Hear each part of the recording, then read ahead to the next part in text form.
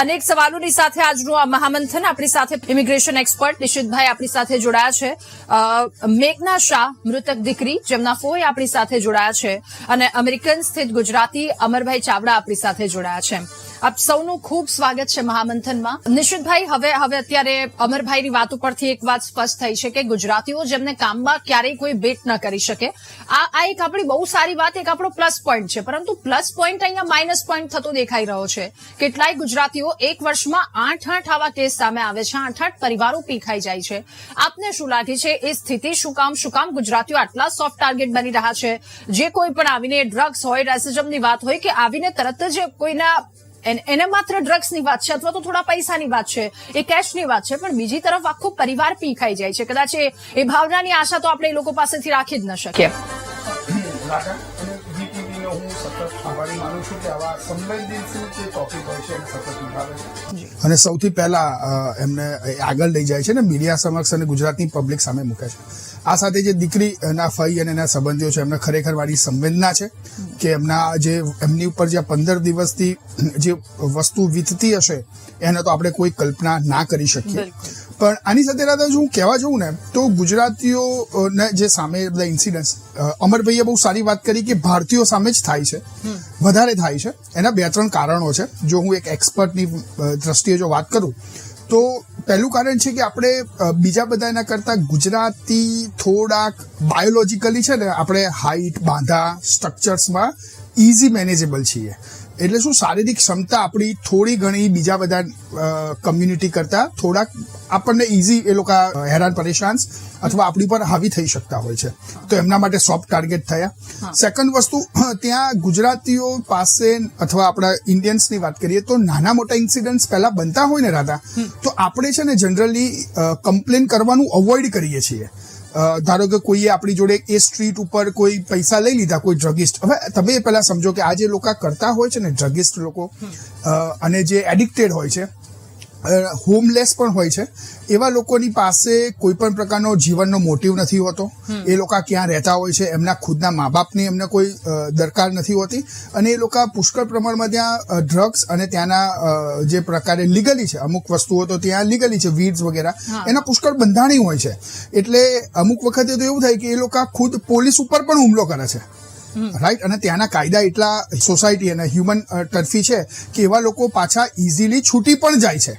સો ત્યાંના કાયદાઓને થોડાક પ્રમાણમાં અત્યારના સિનારીઓ મુજબ કદાચ એમના કાયદા બનાવ્યા હશે વર્ષો પહેલા, તો એટલું ફ્રીડમ અને આઝાદી આપતા હશે.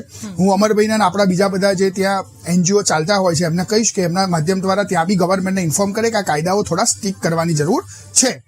જો કે એમના દેશનો વિષય છે. આપણે શું કરવું જોઈએ, આપણે એ કરવું જોઈએ. આપણા જો વિદ્યાર્થીઓ ત્યાં હોય, આપણા વાલીઓ ત્યાં હોય, તો એમને બંનેને એક બહુ સારું એક સજેશન આપીશ તમારા માધ્યમથી. જે આપણા વિદ્યાર્થીઓ ત્યાં છે ને એ થોડું ઘણું થાય ને તો શો ઓફ ના કરે.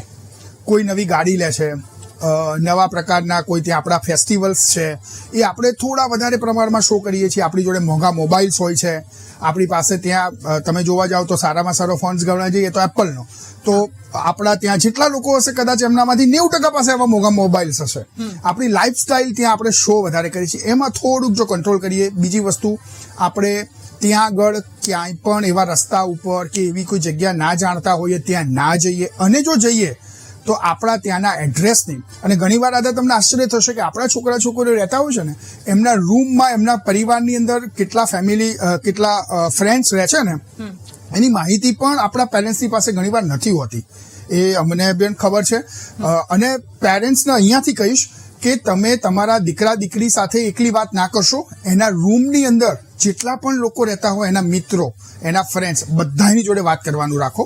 તો ક્યાંક તમારા દીકરા કે દીકરીને કોઈ પહેલેથી એવું કોઈ હેરાન પરેશાન કરતું હશે અથવા પહેલેથી કોઈ મુશ્કેલી હશે તો તરત જ તમે એને યોગ્ય જગ્યાએ એને કન્વિન્સ કરી શકશો.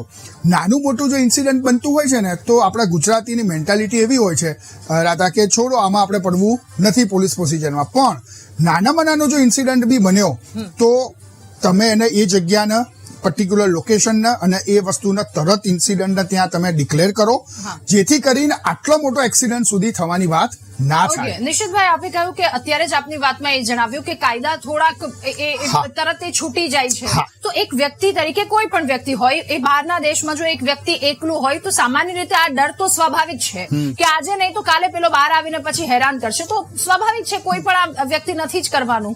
ત્યાં છે ને એવું શક્યતા, કારણ કે આ લોકો જે હોય છે, મને પર્ટિક્યુલર કોઈ હું એક ઇન્સિડન્ટની વાત નહીં કરું, હા, હા. પરંતુ ઇન જનરલ વાત કરું કે એ લોકોને એવું નથી હોતું પર્ટિક્યુલરલી કે એમને તમારાથી જ કે ગુજરાતીથી તકલીફ છે એટલે સ્ટોર લૂંટે છે. ના, જ્યારે આ લોકો બંધાણી હોય એમની જોડે પૈસા ના હોય એટલે એમને એટલી બધી તડપ લાગે, એટલું બધું એમના મગજના કંટ્રોલની બહાર હોય કે જે મળે એને કરે.